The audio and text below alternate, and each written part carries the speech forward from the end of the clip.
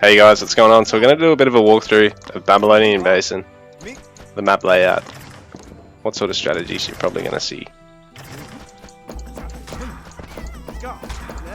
what the vibe of it is, you know. So as we can see, woodlines are a little bit funky, not terribly huge, but oftentimes your rear side one is usually pretty good. But a bit of a wicked feature with the map, really. I could have moved these guys ages ago too. I'm batty. There is water in a couple of spots. There's no fish, no fishies at all. There's water running on both sides of the map. Usually a little island or two. Actually, at least I thought there was water on both sides of the map. What's going on? Strange. Ah, here we go. And there's, yeah, usually a little island off to the side of one of the players with a bunch of resources. While the other player, there's usually a little island with basically nothing. If there is even an island at all.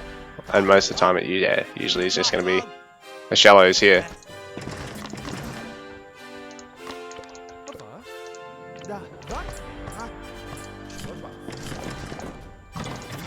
Should have taken that earlier. But yeah, there's often even hunts and multiple spawns of golds, berries and stones over on this little island. And it tends to be quite long, the top side one. And it's spawned just over here. So the rush distance isn't huge either. So spear play is actually phenomenally good on this map, given that there's a lot of entrances to players' bases. H2, yeah, it's also a bit of an annoyance to try and defend the open bases, and it's not so easy to try and play it super defensively. But in saying that, because you've got these little rivers running down each side of the map as well, that also does cut into the fact that you can sort of wall off your side of the map in the mid to late game with these, like trying to just wall yourself in with buildings early on, cocooning yourself. Really, you know, doesn't work so well. I need to start getting some gold. Actually, I can put it there. Gather both resources. Be more efficient, guys. Never ever put it in a spot where and then force yourself to have to build 2 storehouses. Like, that's just dummy. Don't do that. No need. I'll get some spears. I'll try and figure out where his hunt is. Oh, he's on berries. Okay. He's playing Ace's safe macro opening. Very effective. Although you're behind on resources. So my opponent hasn't moved on to the hunt. I'll plant my scouts on them just in case. Because I want to know.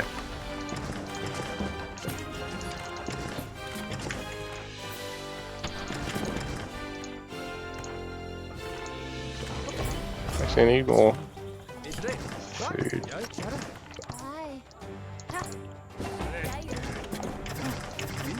I'm keeping an eye on his hunts. I can keep an eye on 2 as Norse. And it's often handy to try and put an outpost somewhere where you can actually keep an eye on your opponent's easy access to this top side island, because there is so many resources on it, because it does span nearly the whole map. But yeah, there's actually 2 hunts and several golds over there, so whoever can manage to lock that down wins this game, basically. But for now, I'm just going to sort of push out and hope for the best. I'm good at doing that. I'm very good at doing that.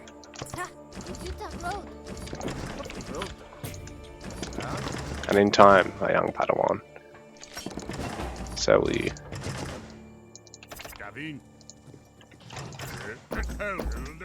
We're going to kill these because we don't want them killing our spears, draining them of all their health early on. We'll pick them off when my units are as a group. Pretty much. Just need to make sure I don't run out of food and I get the wood that I need to actually get handsaw. I mean, actually get my TC. I'm going to harass my opponent here. Go in, I've got the Spears to actually go for his Ox Cart here, and the beauty of doing this is it's going to force him to distance gather if he loses this. He can't garrison this unlike villagers, so I can just keep my units hooked onto it. So this is a bit of a tip just for against Babylonian players. Like, he can't garrison that now. None of that was wasted. I'm going to snipe this, and I can get out.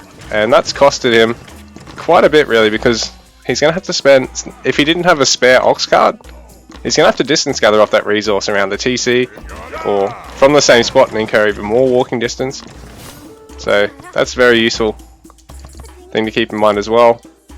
I want to expand towards my opponent, because it's always useful as Norse. You've got a lot of melee.